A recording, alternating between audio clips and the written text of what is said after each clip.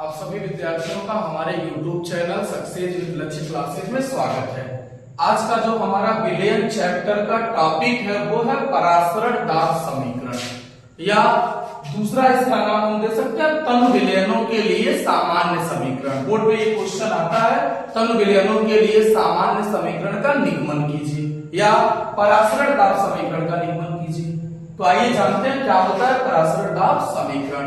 Important topic, कैसे इसको हम सिद्ध करेंगे, परासरण दाब समीकरण होता क्या है।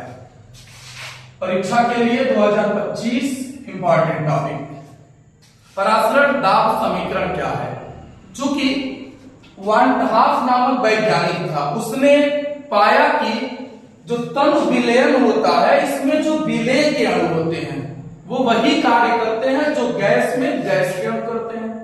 यानी इसने प्रयोग किया कि जो परासरण दाब होता है वो लगभग गैस दाब के अनुरूप ही होता है, उसी के जैसा व्यवहार करता है। अब चूंकि जो गैस के लिए नियम दिया था वो बायल और चार्ल्स नामक वैज्ञानिकों ने दिया था, तो उन्हीं के अनुसार इन्होंने नियम देना शुरू किया और एक समीकरण बनाया जिसका नाम पड़ा परासरण दाब समीकरण। बायल और चार्ल्स के नियमों को अगर संयुक्त रूप से मिला दिया जाता है तो एक समीकरण बनता है जिसका नाम होता है परासरण दाब समीकरण या फिर तनु विलयनों का सामान्य समीकरण।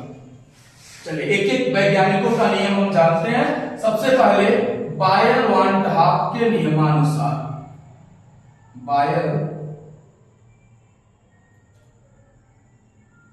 वांटहाफ के अनुसार बायल ने क्या कहा कि अगर हम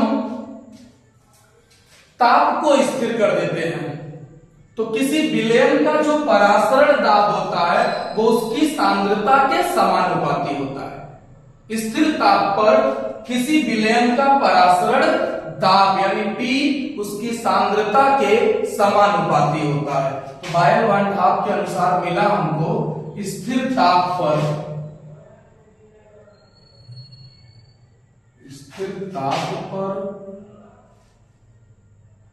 किसी विलयन का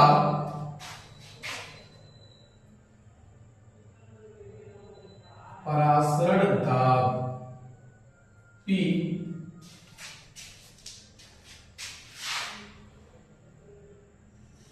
उसकी सांद्रता के समानुपाती होता है।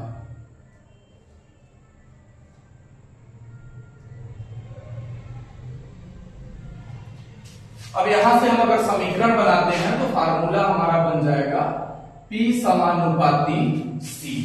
किसी विलयन का परासरण दाब उसकी सांद्रता के समानुपाती होता है। चूंकि जो C का रिलेशन होता है C इक्वल टू होता है 1/V, तो यहां पे हम लिख सकते हैं P समानुपाती C की जगह 1/V, समीकरण नंबर 1।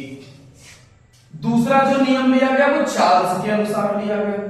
चार्ल्स वांटहाफ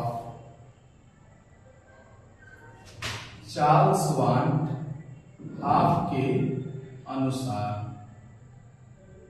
इन्होंने कहा कि अगर हम आयतन को स्थिर कर देते हैं V को तो किसी विलयन का जो परासरण दाब होता है वो उसके ताप के समानुपाती या अनुक्रमानुपाती होता है। स्थिर आयतन पर किसी विलयन का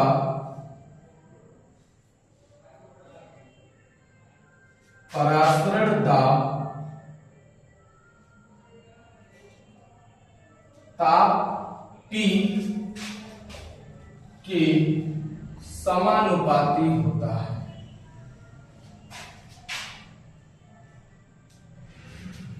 अब यहां से हमारा बन जाएगा फार्मूला P समानुपाती T, इक्वेशन नंबर 2। दोनों समीकरणों को हम संयुक्त रूप से मिला देंगे तो नीचे लिखते हैं समीकरण 1 व समीकरण 2 से P और P तो हो जाएगा P समानुपाती T/V। इस समानुपाती का चिन्ह हटाते हैं तो एक नियतांक मान लेते हैं P बराबर एस टी बटे भी। भी का क्रिया गुणा कर देंगे पी से तो हो जाता है पी भी बराबर एस टी, जहां यस हमारा होता है विलयन स्थिरांक।